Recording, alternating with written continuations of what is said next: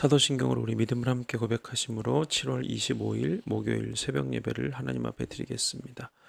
전능하사 천지를 만드신 하나님 아버지를 내가 믿사오며 그 외아들 우리 주 예수 그리스도를 믿사오니 이는 성령으로 잉태하사 동정녀 마리아에게 나시고 본디오 빌라도에게 고난을 받으사 십자가에 못 박혀 죽으시고 장사한 지 사흘 만에 죽은 자 가운데서 다시 살아나시며 하늘에 오르사 전능하신 하나님 우편에 앉아 계시다가 저리로서 산 자와 죽은 자를 심판하러 오시리라. 성령을 믿사오며 거룩한 공예와 성도가 서로 교통하는 것과 죄를 사하여 주시는 것과 몸이 다시 사는 것과 영원히 사는 것을 믿사옵나이다. 아멘. 오늘 우리에게 주신 하나님의 말씀은 시편 21편 1절에서 6절까지 있는 말씀입니다. 시편 21편 1절에서 6절입니다. 여호와여, 왕이 주의 힘으로 말미암아 기뻐하며 주의 구원으로 말미암아 크게 즐거워하리이다. 그의 마음의 소원을 들어주셨으며 그의 입술의 요구를 거절하지 아니하셨나이다. 주의 아름다운 복으로 그를 영접하시고 순금관을 그의 머리에 씌우셨나이다. 그가 생명을 구하매 주께서 그에게 주셨으니 곧 영원한 장수로소이다. 주의 구원이 그의 영광을 크게 하시고 존귀와 위엄을 그에게 입히시나이다. 그가 영원토록 지극한 복을 받게 하시며 주 앞에서 기쁘고 즐겁게 하시나이다. 아멘.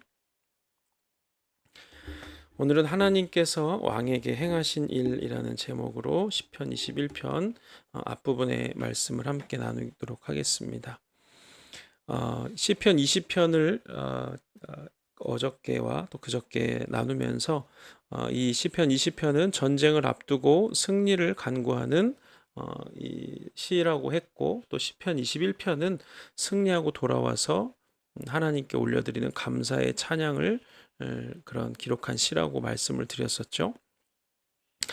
그래서 이 오늘 시편도 21편도 20편처럼 이 두 부분으로 나눌 수 있는데, 우리가 앞에서 시편 20편을 이제 왕을 너라고 표현하면서 이제 왕에 대한 이 승리의 간구라면, 또 이 뒷부분에는 이 백성들이 그 승리를 통해서 얻게 될 기쁨에 대해서 이제 노래하는 것이 시편 20편이었는데, 21편도 그렇게 두 부분으로 나누어져 있습니다. 1절부터 6절까지는 하나님께서 이 왕을 정말 전쟁에서 그들의 기도처럼 하나님께서 승리를 주시고, 하나님께서 승리하고 돌아오게 하신 그 과거의 일, 그 승리하고 돌아오게 하신 그 행하신 일에 대해서 기록하고 있고, 또 우리가 내일 다음 주 월요일 날 살펴보겠네요.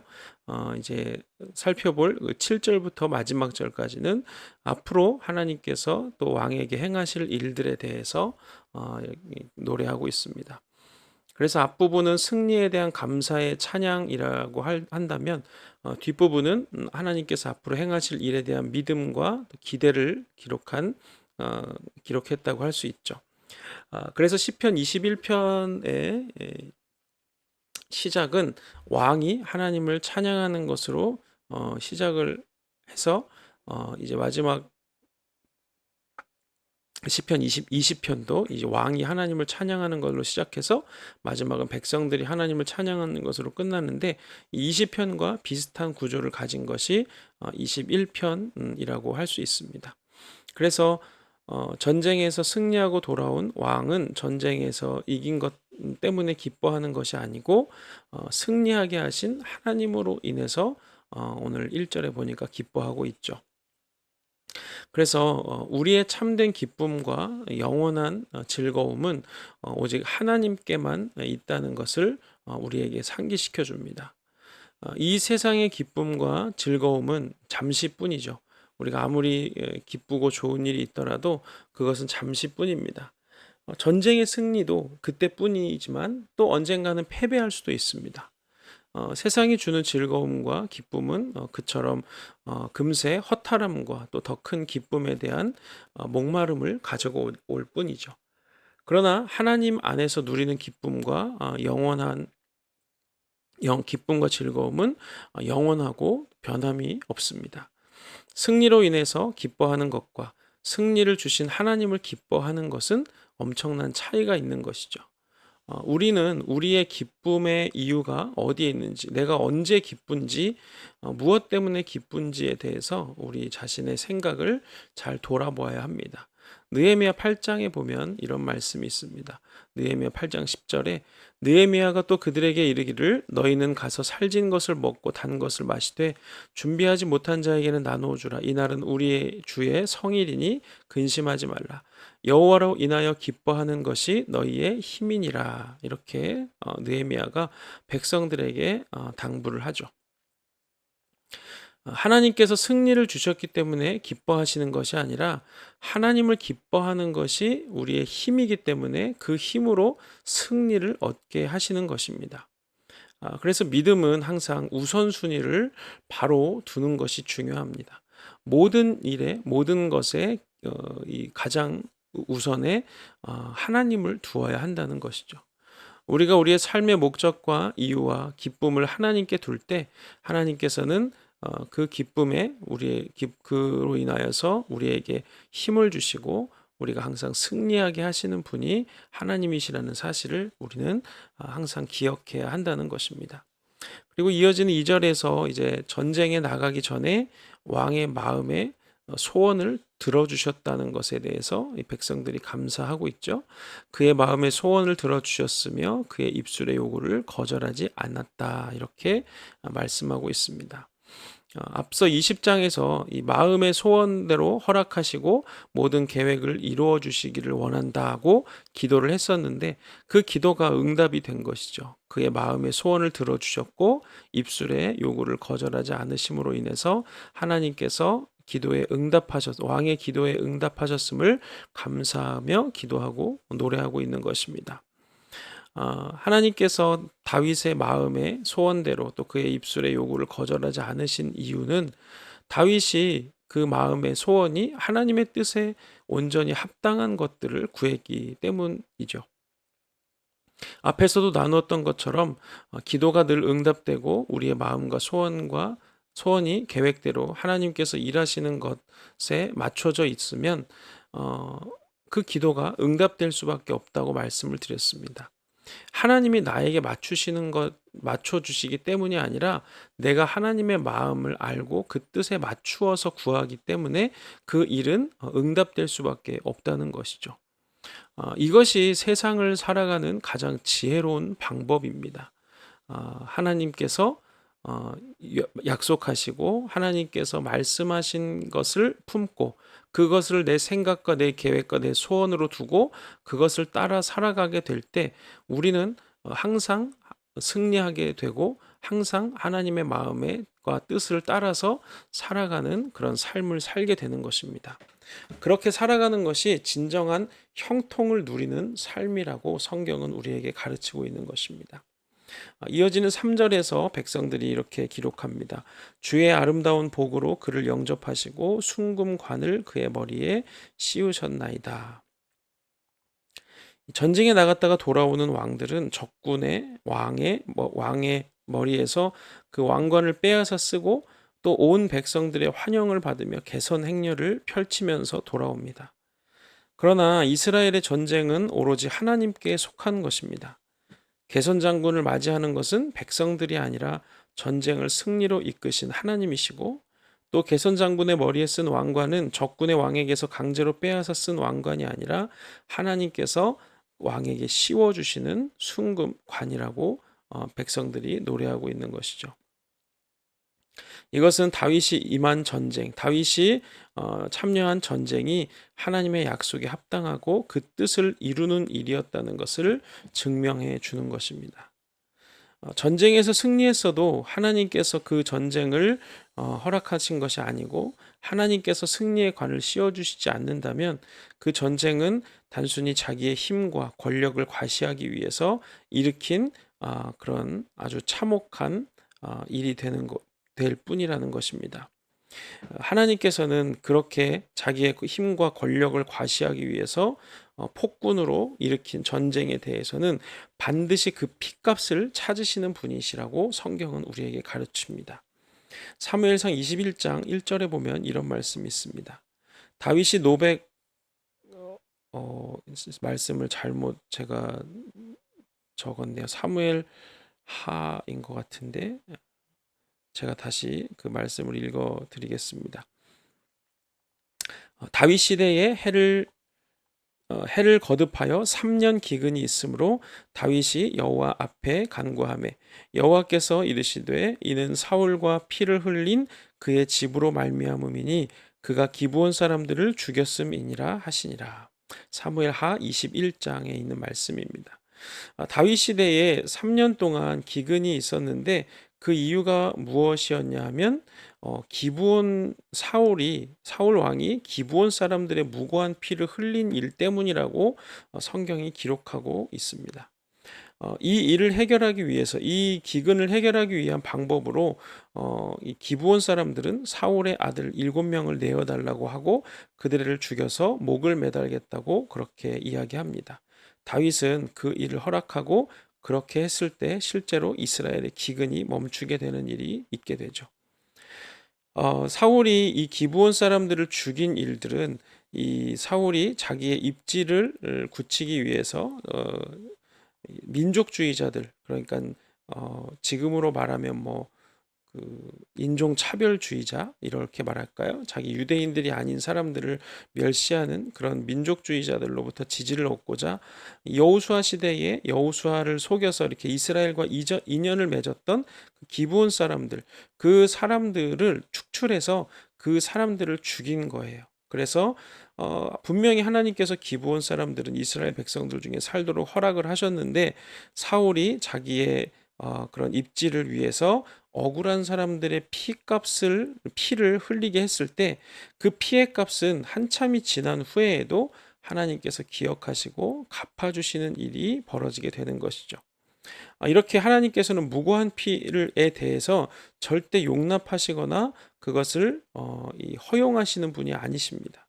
다윗이 이스라엘의 전쟁을 일으키고 승리할 수 있었고 하나님이 그 전쟁을 인정해 주시고 그 전쟁에 대해서 승리의 관을 씌워 주신 이유가 무엇입니까?